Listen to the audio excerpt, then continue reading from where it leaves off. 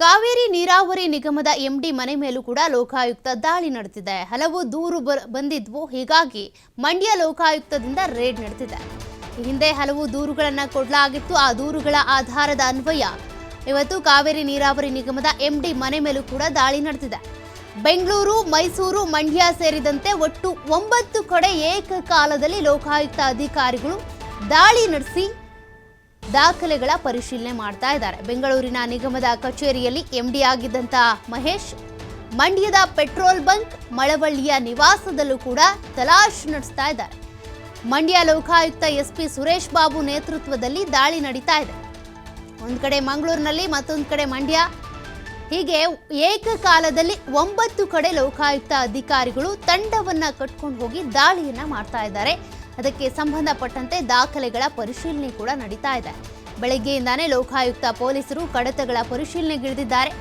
ಯಾರ್ಯಾರ ಮನೆಯಲ್ಲಿ, ಯಾರ್ಯಾರ ಕಚೇರಿಯಲ್ಲಿ ಏನೇನು ಸಿಗುತ್ತೆ, ಆದಾಯ ಮೀರಿ ಆಸ್ತಿಯನ್ನ ಗಳಿಕೆ ಮಾಡಿದ್ದಾರಾ, ಅಥವಾ ಕೆಲವೊಂದು ಆಸ್ತಿಗಳಿಗೆ ಯಾರ್ಯಾರು ಬೇನಾಮಿಗಳಾಗಿರ್ತಾರೆ, ಎಲ್ಲೆಲ್ಲಿ ಏನೇನು ಆಸ್ತಿ ಹೊಂದಿದ್ದಾರೆ, ಅವರು ಅಧಿಕಾರಕ್ಕೆ ಬಂದಾಗಿಂದ, ಅಧಿಕಾರಿಯಾಗಿ ಕಾರ್ಯನಿರ್ವಹಿಸ್ತಾ ಇದ್ದಾಗಿಂದ ಇಲ್ಲಿವರೆಗೂ ಕೂಡ ಅವ್ರ ಸಂಬಳ ಎಷ್ಟು, ಗಿಂಬಳ ಎಷ್ಟು, ಇದೆಲ್ಲವೂ ಕೂಡ ಗೊತ್ತಾಗೋದೆ ಇಂತಹ ದಾಖಲೆಗಳನ್ನು ಜಾಲಾಡಿದಂಥ ಸಂದರ್ಭದಲ್ಲಿ.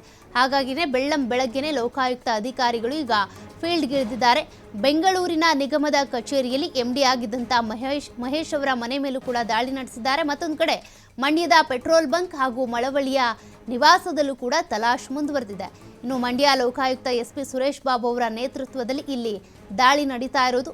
ಬೆಳಗ್ಗೆಯಿಂದ ಕೂಡ ಲೋಕಾಯುಕ್ತ ಪೊಲೀಸರು ಕಡತಗಳ ಪರಿಶೀಲನೆ ಮಾಡ್ತಿದ್ದಾರೆ. ಈ ಹಿಂದೆ ಇವರ ಮೇಲೆ ಏನೇನು ದೂರುಗಳಿದೆ, ಎಲ್ಲ ದೂರುಗಳನ್ನು ಕೂಡ ಆಧಾರವಾಗಿಟ್ಕೊಂಡು ಅದಕ್ಕೆ ತಕ್ಕಂತೆ ಪೂರಕವಾಗಿ ಏನಾದರೂ ದಾಖಲೆಗಳು ಸಿಗುತ್ತಾ ಅನ್ನೋದನ್ನ ನೋಡ್ತಾರೆ. ಜೊತೆಗೆ ಆದಾಯ ಮೀರಿ ಆಸ್ತಿಯನ್ನು ಗಳಿಕೆ ಮಾಡಿದ್ದಾರೆ, ಅದನ್ನು ನೋಡ್ತಾರೆ.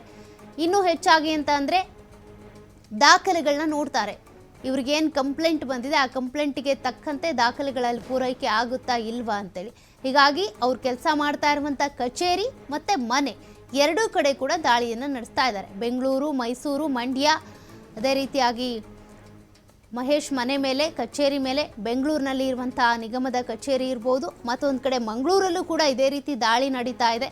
ಮಂಗಳೂರಲ್ಲಿ ಗಣಿ ಇಲಾಖೆಯ ಕೃಷ್ಣವೇಣಿಯವರ ಮನೆ ಮೇಲೂ ಕೂಡ, ಕಚೇರಿ ಮೇಲೂ ದಾಳಿ ನಡೀತಾ ಇರುವಂಥದ್ದು. ಒಟ್ಟಿವತ್ತು ಬೆಳಗ್ಗೆನೆ 9 ಕಡೆ ಏಕಕಾಲದಲ್ಲಿ ಲೋಕಾಯುಕ್ತ ಅಧಿಕಾರಿಗಳು ದಾಳಿಯನ್ನು ನಡೆಸಿ ದಾಖಲೆಗಳನ್ನು ಪರಿಶೀಲನೆ ಮಾಡ್ತಾ ಇದ್ದಾರೆ.